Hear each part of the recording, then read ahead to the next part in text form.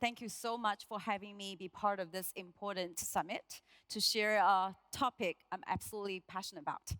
Since we are going to talk about the power of community building, so the next 30 minutes of the journey, I want all of you to be part of it. So when we're doing a community building, we always have to have a rituals. What does that mean? Okay, let's do something, okay?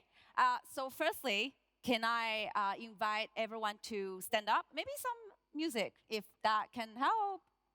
I'm sure everyone is very happy. I'm the final speaker.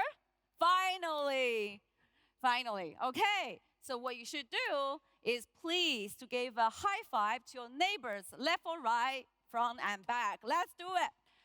Thank you. Great. Well done. Great job for putting up such an amazing event. And thank you yourself for show up, be here, connect, grow, and making an impact together. And then again, with our rituals at my community, we do WeFi. Do you know what WeFi is? We take selfie.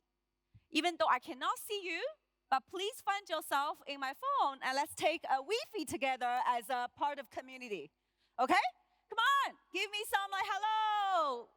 All right, let's do it. Oh, maybe we can do some lights. Okay, let's do it. WeFi. Woo.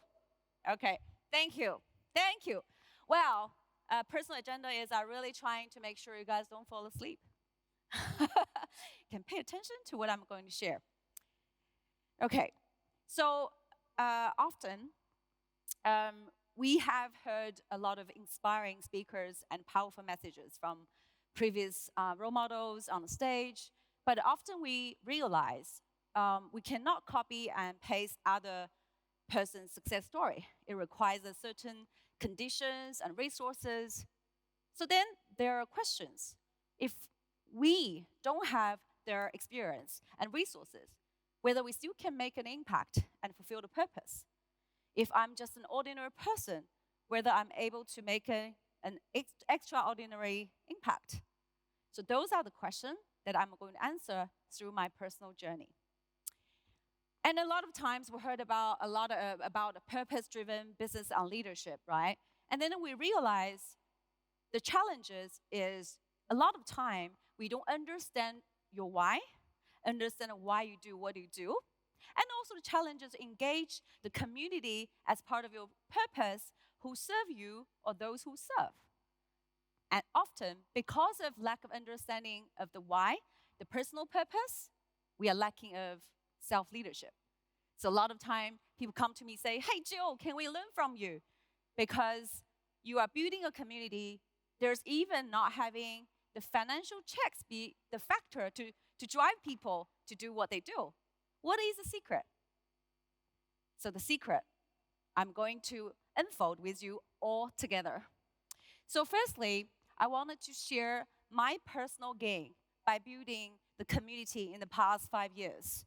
So there are 4 key areas that I have learned through this journey. So first one is the most important one is I found my purpose. And it's really interesting and a powerful journey. You realize a lot of time you will find your true callings by serving others. And secondly is how you transit your employee mindset to entrepreneurial mindset. Again, it's another way of self-leadership. And then also turning the egoism to altruism. What does that mean? I always think I'm an ordinary person. Helping others is for someone who is rich, famous, CEOs, government officials. It must be someone really powerful. And then the third one is sustainability, is always have a long-term mindset for anything you invest in. Your personal relationships, your work relationships, and even your relationship with yourself. So with those 4 gains that I got out of the community building, I realized understand who I am and know what I do, it really has a powerful and transformative impact on myself. But now let's coming back to a definition, right? Human beings ourselves, we love to define, right? Definition make us feel safe. So I come across this self-leadership definition by Brian, who is a self-leadership coach, which I resonate strongly. And he said, self-leadership, AKA personal mastery, is having a developed sense of who you are, purpose, what you can do, where you are going, coupled with the ability to influence your communication, emotions, and behavior on the way to getting there. We heard a lot of definitions. We heard a lot of concepts. We heard a lot of philosophies. But a lot of time, we don't know how to articulate and translate that into day-to-day actions. So that's why tools are very important. Frameworks are really important. One of the best career advice I got from my mentor is from John. He told me, Joe, when you're working hard, you need to working smarter. So I always trying to find a way to have a shortcut, working smarter. So those are the two frameworks and tools that I find it's really helpful to navigating your personal goals and your strength. So it's also helpful when you are working with team and doing a recruitment. So first one, I think with the HR professional background, you probably are familiar with them. So the first one is a Japanese concept. It's really to finding a sweet spot out of four.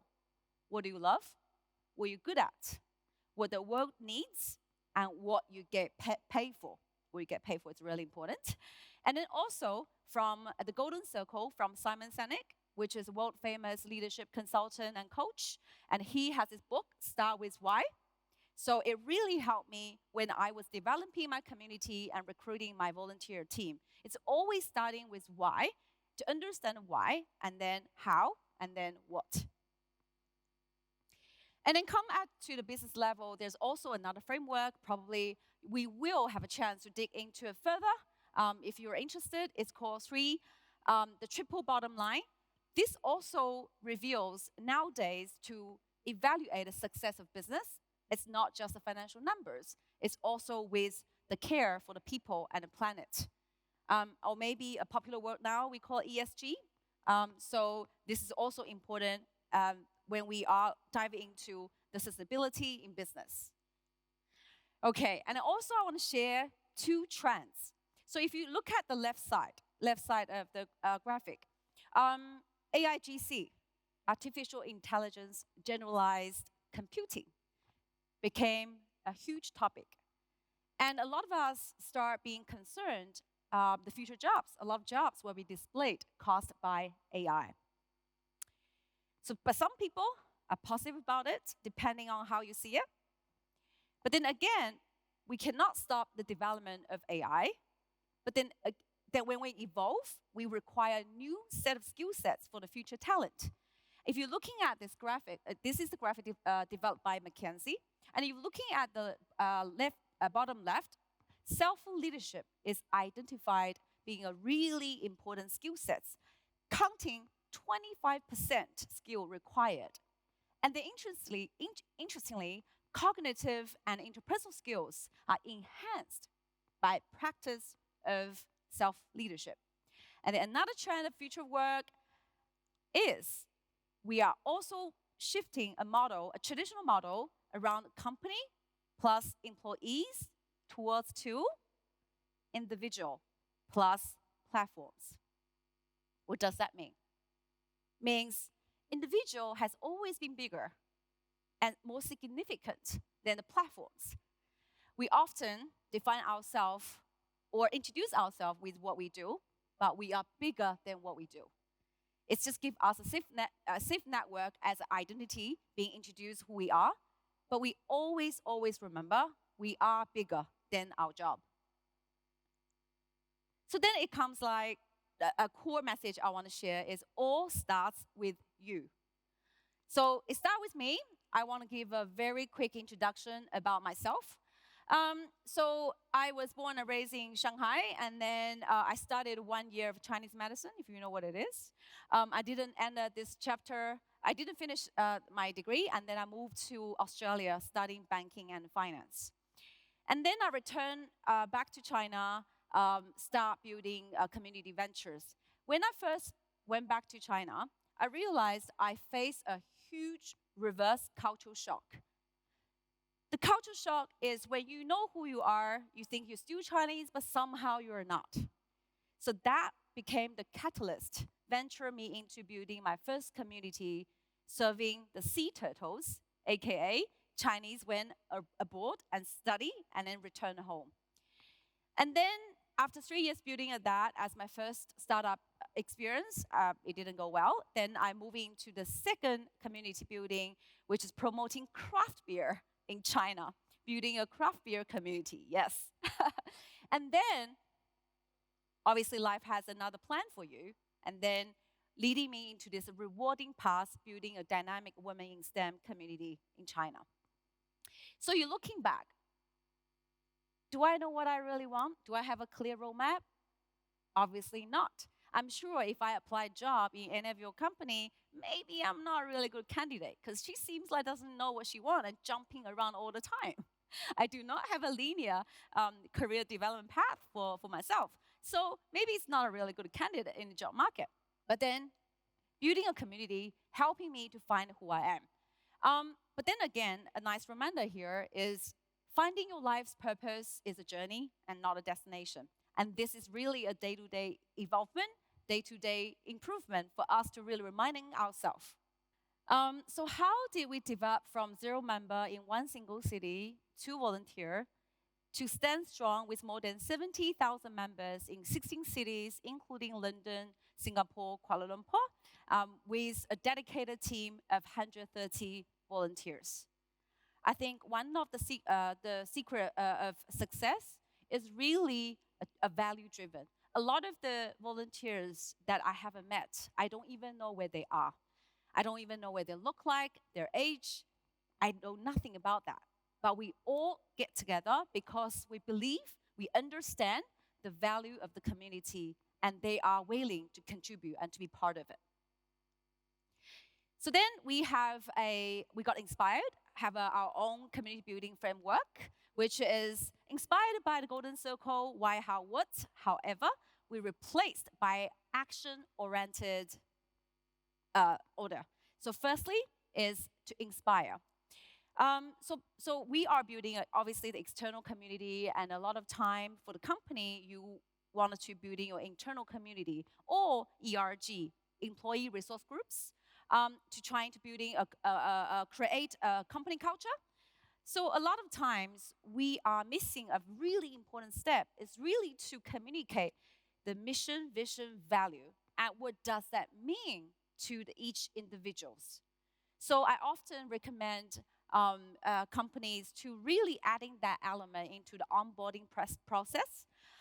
Sometimes as what we are developing the process, we think, oh, we know that, but have we really doing this? Maybe this is a question for us to revisit. So one of the example is we have a volunteer join us when she was 17 years old, a high school student. And then 5 years later, she's still with us. She moved to London, and she decided to start her own team in London in 2021. So what that means is once individual align with your value, and then transit that and then convert that, become her own or his own, then the motivation, the self-leadership will come out of naturally.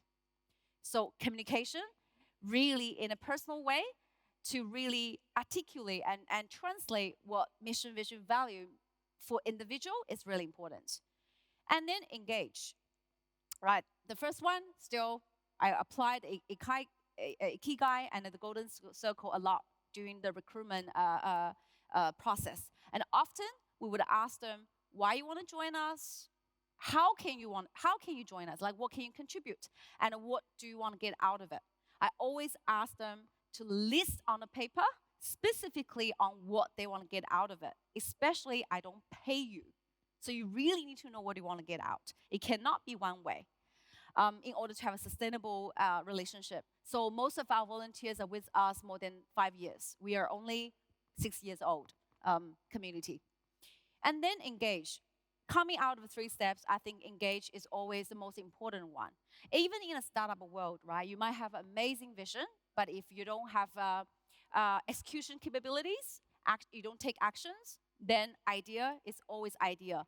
that's why entrepreneurship is very, very important in this step. So in the morning, we actually have a workshop around to practice it. So I would highly recommend you guys looking into a community canvas, which is a public resource you can find online.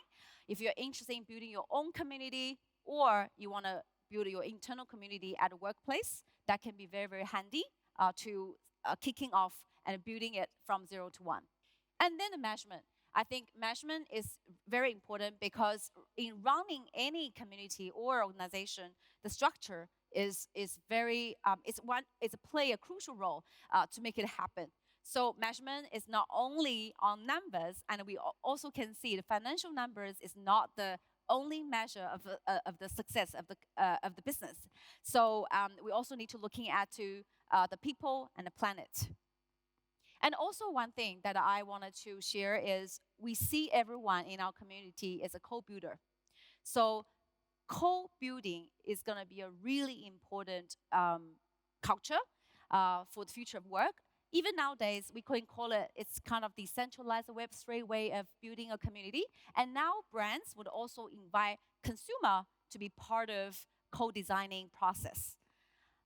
So that's bear in mind. It's also contribute to how to build a sustainable community. So this is actually my personal mission statement. If you find it's kind of helpful, feel free to take photos. But this is how I developed my journey through the past 5 years community building. At the end of the day, I found my purpose through serving others. And I always, always believe the biggest beneficiary of this process and journey is myself. So my purpose is I wanted to make a social impact through community building and storytelling. You can see community building and storytelling are my strength and skill sets is when we ask how you want to be part of it. How can you contribute, right? And then through a fun experience, growth journey, and a contribution in an economic sustainable way. Remember the ikigai, what you love, what you're good at, what the world needs, and what you get paid for. And then often when people ask me, Jill, you seems like wearing a lot of different hats in the social entrepreneurship, community building, and the ESG marketing. So what's your full-time job? I always say, I don't have a full-time job. And sometimes you might get kind of eye rolling from the reaction, but really, as I mentioned before, we are bigger than our job. So if there's one full-time job, then my full-time job is to manage myself, and I am the CEO of my own life. And then, as an ordinary person, I don't have a lot of resources. How can I make an extraordinary impact? As I mentioned before, just start small. Even one way to be part of it is join us as a volunteer. And then understand differences between means goals and end goals. What does that mean? Means goals often it's tangible and it's short term. And end goals it's actually intangible, but long term it's associated with the legacies, with how you want to remember when you leave this world. So along this journey, when we journey through, it's really important to remind ourselves to understand why you do what you do, how you're going to do it, and what you're going to do it. Through this journey, and we often will think and finding a purpose through a personal true calling by serving others. So through self-leadership, we recognize your why, we master how, and then we craft our legacies, drive our organizations, and ultimately create a better world. So when we shine ourselves, we also inspire others around us. So together, we light the way for the bright future together. Thank you.